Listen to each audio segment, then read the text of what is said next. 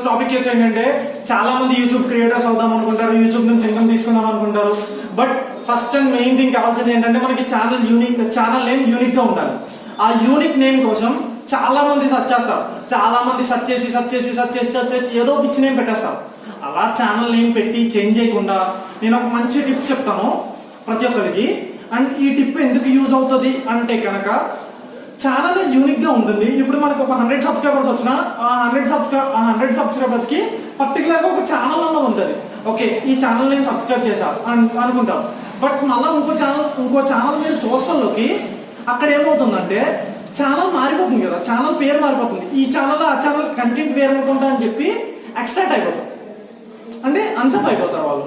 అప్పుడు మనకి అది వేస్ట్ అవుతుంది. దాని గురించి నేనైతే మీకు ఒక యూనిక్ వెబ్సైట్ అయితే చెప్తాను. ఆ వెబ్సైట్ నేమ్ వచ్చి యూట్యూబ్ నేమ్ జనరేటర్. ఆ వెబ్సైట్ నేమ్ వచ్చి, అండ్ నేను ఇక్కడ సైట్ డిస్ప్లే చేస్తాను మీకు.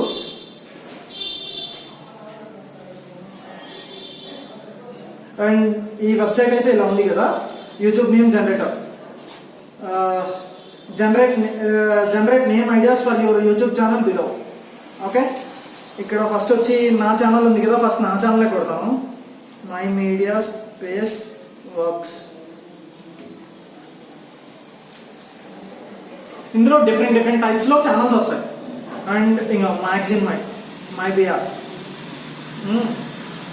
Path media, bro media. Okay, nice option bro media. And hot works, spattering my, like this. ఇలా నేమ్స్ ఉన్నాయి కదా. ఇప్పుడు వీటిలో కూడా సేమ్ అదే నేమ్ పెట్టుకోవాలి అన్నది లేదు. ఇక్కడ కుకీ వర్క్స్ అని ఉంది, కుకీ విత్ కిచెన్ వర్క్స్. ఇలా మీకు నచ్చినట్టు పెట్టుకోవచ్చు. ఇక్కడ కుకీ వర్క్స్ అని ఉంది కదా ఛానల్ ఏమో, కుకీ విత్ డిఫరెంట్ వర్క్స్ అన్నది పెట్టుకోవచ్చు. And ping works. అండ్ ఇలా నేను చేసే వర్క్ ఏంటి, ఫోటోషాప్ ట్యూటోరియల్స్. నాకు ఫోటోషాప్ ట్యూటోరియల్స్ ఇంపార్టెంట్ ఉన్న ఫోటోషాప్ ట్యూటోరియల్స్ అని కొడతా.